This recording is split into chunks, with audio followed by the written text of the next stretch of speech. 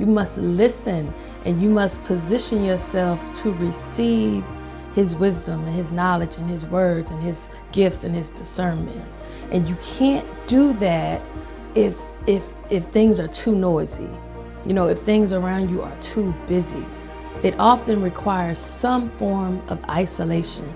And that does not mean to just not interact with anyone, but you have to be selective.